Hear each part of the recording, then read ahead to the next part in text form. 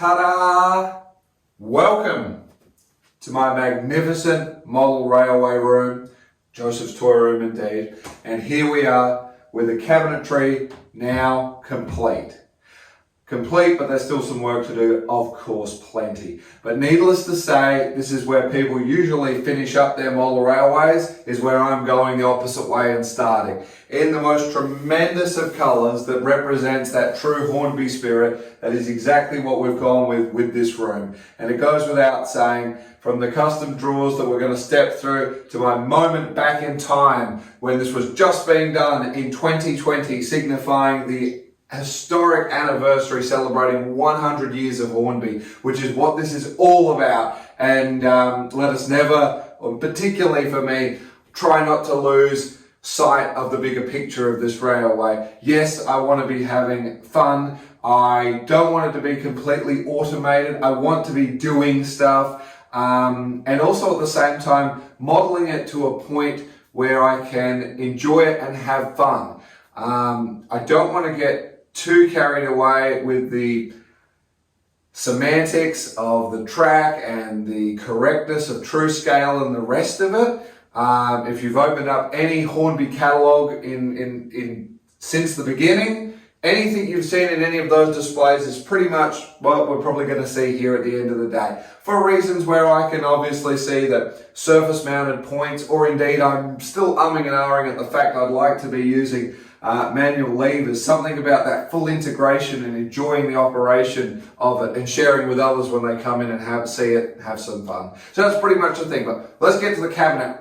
Now, I will apologise really quickly, of course, Charlie Chadwick Railways, go and see those videos. I mean, everything you need to know to build and get to where I'm going to be in the end, you're just going to get the inspirations and instructions straight from there. At the end of the day, I will also be relocating all my trains from their original home that they've been stashed in drawers for years, and they're going to find a new home here. And there'll be a little bit of a digression, I'm afraid, where I'm talking about some of those trains and locomotives. Again, this video is about the cabinetry work. We're going to be having different videos coming up about the lighting, about the stuff that's going on the shelves. In fact, that's what's going to be filled up in the next one. We're going to start to get those shelves filled up.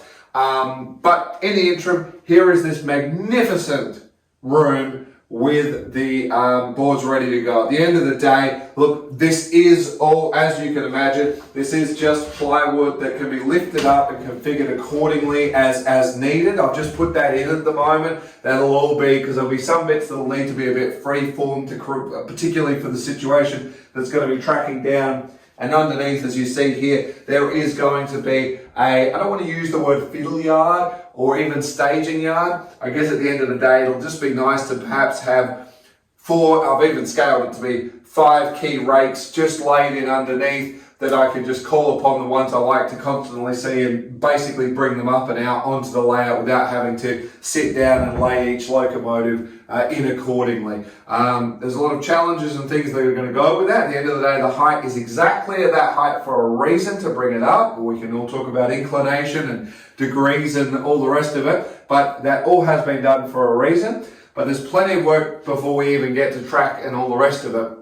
But in the meantime, sit back and enjoy everything to do with the beautiful cabinet work that's come to this room.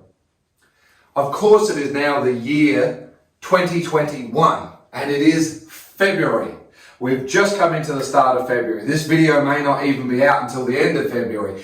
But now I'd just like to take a moment, thanks to the power of technology and thanks to the brilliance that I just realized in the editing program, I can actually also have the live date and time of when I actually did film the original, when the cabinet makers were in just before Christmas, and it was the 23rd of December that they got most of this done. Top shelf wasn't quite done, as you'll see in the next bit of footage, but they had the core bit in, which was always the point, to make sure this was always going to be here to mark that special anniversary. So now, thanks to the magic of technology now, we're now going to go back in time.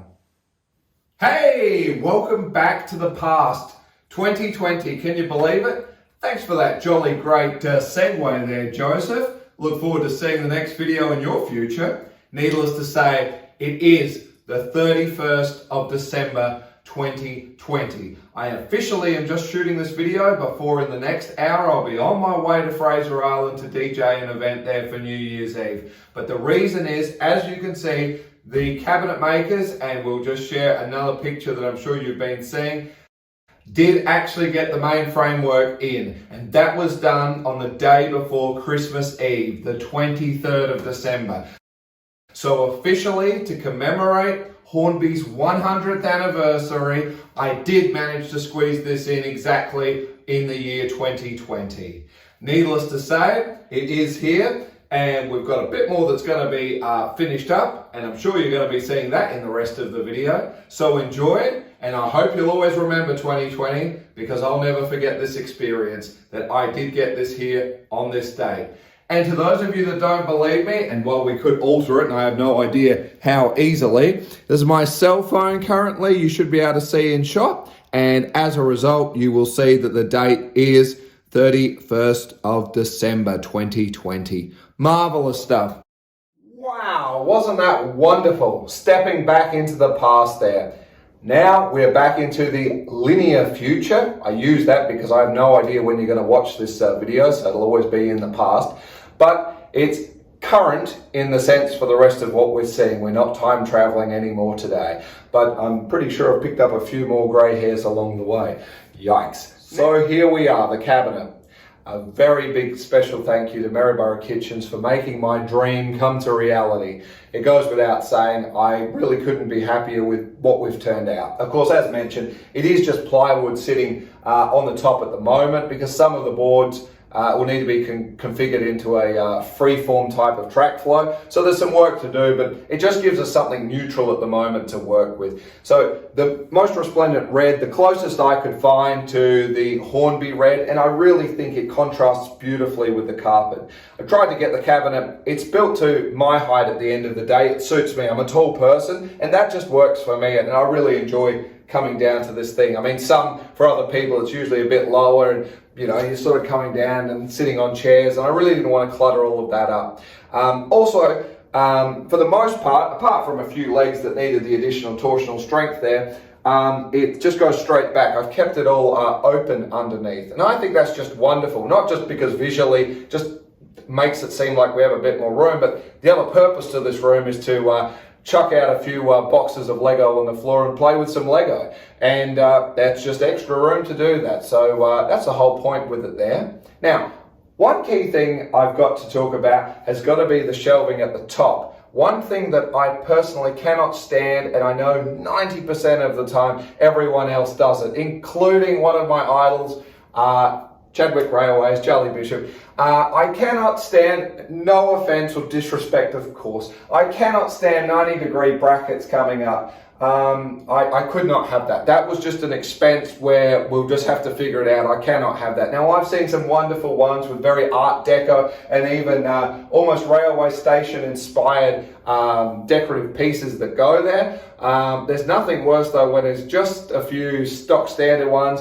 People might take some melamine or not even a good timber or something, and over time the whole thing starts to sort of sag and you sort of get that kind of look. I did not want any of that, and that was a prerequisite with the cabinet maker to make it that, not that there's any extreme weight going up here, but over time as things are sitting there we're not going to see any of that nasty bowing or bending.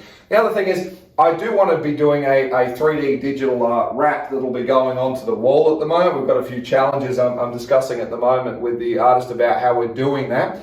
But that's what I would like to see on here. I don't think it's even going to run the full height of it. Who knows? I just do like seeing this nice clean canvas, not sort of seeing that mechanical sort of look there. And I think that was the whole idea about the edging as well. Whether we've got turnout motors or electrical stuff that could even be mounted on the top and hidden away and things, or it's going underneath. Again, really, even by the time we've done some very nice structured cabling and keeping it all looking neat and correct, it just really gives that nice sort of finish to it. The other key thing I really want to get right, and it may be the next video or a couple away, has got to be the lighting in this room. Now, of course, we've got these great dimmable lights here, and of course we can control from warm to cool white as required, and that's pretty much what we're going to follow on here. So we're using LED strip lighting, which was always the plan and the whole point of having the overhead shelving anyway.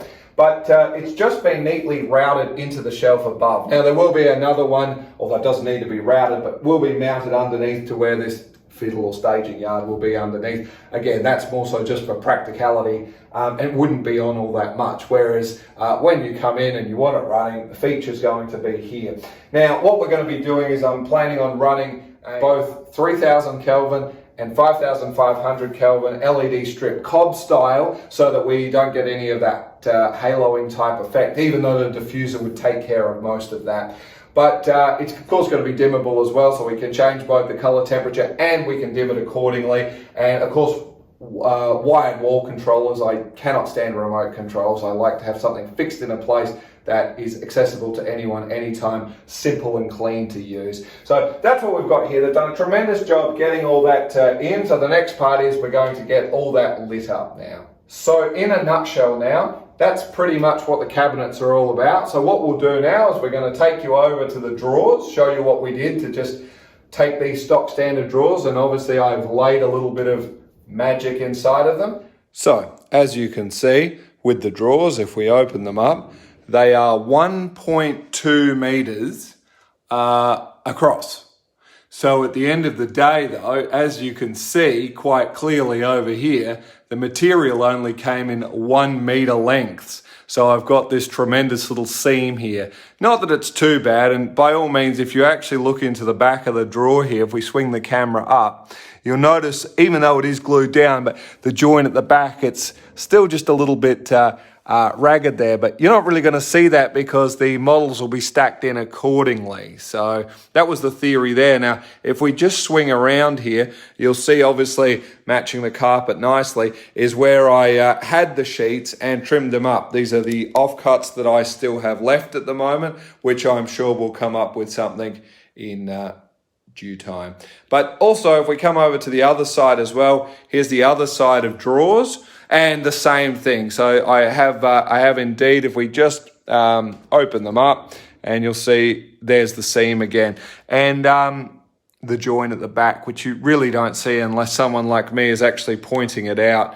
They're not too bad actually if we come in on the sides and the front. It does sit reasonably well. I'm quite happy with how that did come up. And I did glue them down just using the PVA glue, and quite happy with that at the moment. So putting the linings inside this drawer, which is basically just a felt here, I used 3 different things here. PVA glue, I tried an adhesive, and I tried Loctite.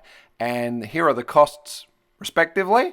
PVA was the best and still pliable and movable. The other one was good and quick setting, but it goes without saying, PVA, how can you go wrong at that price? And it's locked in forever. So not that this is how the drawer's going to be, obviously, but you get the idea that I obviously would have this the bottom bigger ones for the utilities or tools and bits and pieces like that. This particular drawer, if you're saying, hey, they look like modern locos, well, they are, except that I prefer the look of the old school generation, so I literally transplanted the head shells off, and these ones are literally locomotives from the 70s and or 80s, and they're just sitting here for parts and bits and pieces. So that'll give me, still another drawer here with nothing in it. This particular one, nothing in it, so we won't worry too much about that for the minute. And now it's time for our wonderful trains to find their forever home. After 3 exhaustive moves over a period of 15 years, now the filing cabinets and various drawers that were stashed away in the shed can be emptied, dusted off with all the nasties that accumulate of being in storage, and can stretch out in first class in these wonderful drawers that have now been lined in that wonderful green. And like a welcome Christmas bonus, isn't it amazing when you're unpacking things and completely forgotten how many locos and wagons and coaches you truly own? Magical. There's plenty more to find as well, and that's what this whole channel will be all about. I do love my blue BR coaches, any more than this colourful collection of wagons seen in just about every Hornby catalogue at some point. I love the containers and even these vintage ones I picked up secondhand that I hope to replace with some like this boxed one that portray the BR Intercity logo, which is a timeless design. They are also my longest piece of rolling stock, so great for testing the geometry of the layout. I don't have the Hornby crane, which I personally think was one of the biggest things to manoeuvre on a layout. Smith's chips. I've devoted my arteries to this institution. Crisps, as the UK people call them, but potato chips here in Australia. Hence why I want to be building a Smith's factory on the layout, with the salt coming in and then the end product in the Smith's wagons going out as the ultimate tribute to one of my favourite snacks. I also collect potato chip wrappers. I absolutely adore these BP tankers, and it's not just because I like the colour green. It's taken me a while to accumulate this beautiful rake you see before you, and I absolutely love the detail on the original Hornby tankers. Of course, the railroad ones are a little more affordable, but either way, I think it'll be a spectacular sight once I can find room for that refinery. And just briefly on the festive season, we all do have traditions we like to do and share, and in which case I'd like to just take a moment to share with you. This is my proposed tradition of running this particular ensemble every Christmas on the layout. I have some special Christmas magic planned for the layout, and indeed this is what you would be seeing. So I thought I'd just take a moment to share that with you. Merry Christmas indeed. Yes, I thought I'd just pop this in since during the construction of all of this, it was going on at Christmas time. And as a lovely gift from my wife, she presented me with these most resplendent festive socks, which truly match the carpet. You couldn't ask for any better. And she did take the time out of her busy schedule to make this shirt, commemorating the 100 years of Hornby from, as we can see, 1920 to 2020. Now, for all of you keen modelers out there, you will, of course, like me, first thing notice, it is an American locomotive on the front. Certainly nothing we've seen as produced by Hornby as yet. It's certainly nothing to get too fussed about. I am truly grateful to have a magnificent wife who I love and adore and who allows me and supports me in my creative endeavors to allow things like this happen. Happy wife, happy life, and it is a two-way street. So while for me, I love my music, hi-fi as seen in other videos, and indeed now with this, I can finally have all my toys that I've been collecting for years on display, a model railway, indeed, the Matchbox, Hot Wheels, all the rest of it. It is a two-way street because her absolute number one passion is Christmas in general. We will often have the Christmas trees going up 6 months in advance because it's a very lavish affair that we do and what we put on. But it's what she loves doing, and I love it as well. So at the end of the day, in any way I can support and discover new creative ways that may even help me in what I do, it's what it's all about. But at the same time, if there's anything, while she might not be specifically a train and railway enthusiast, she does help in any way she can to help me pursue things that make me happy. And I think that's just a wonderful thing, and just taking this time out. And yes, you will be seeing my video, my wife, in some of the videos, it goes without saying, because in a lot of them we don't. And I think it's just as integral to see the people behind the scenes that make it all happen. So indeed, a Merry Christmas for any time of the year that you're watching it, because Christmas is a wonderful thing. And so now that brings us to the end. I want to try and keep it swift as we always do. At the end of the day, the next videos that will be coming, and again, I don't have any timeline, they'll just happen when they happen. So if you want to subscribe or subscribe, that's at your leisure to do so. You just do whatever you want. I'm not one of those people telling you what to do. Just enjoy the videos when they do happen. The next key things I need to get done is organize the lighting that we have. So of course we do have the profiling set into it, but I've got a few other challenges and ideas I want to get through to that to make it a little bit special. And of course the other thing is, I'll just take briefly here, as you can see, this was always going to be the room to have everything in, and I did want to also floor to ceiling with all my Matchbox and Hot Wheels cars that I also collect. Now, that isn't quite going to fit in this room. It just isn't going to work. The Lego will get in here and be what's what the floor's all about. We are going to get the train set in, and we're going to get most of those other sort of toys that people collect or just enjoy to see. They're going to fit. But not to stress. So while this half is taken care of, wasn't it a bit of brilliance that during the Christmas break of 2020, when many other things in the world seem to be happening, I've managed to come up with a very special room to house this thing, which will be in a completely different series of videos, and we're probably just a couple of years away from getting that room is currently under construction as well at the moment. But the good news is we will have room for both. It won't all be squashed into one, so a little bit of something to enjoy. But in the meantime, at least we have the logos. And in a stroke of coincidence, isn't it interesting that all those key logos that we all know and love, including Meccano, which I don't have a sign for here at the moment, all feature a very similar red. I didn't even realize that until now. Anyway, that's it for now. Until the next video, thank you so much for your time, and we'll see you in the next one.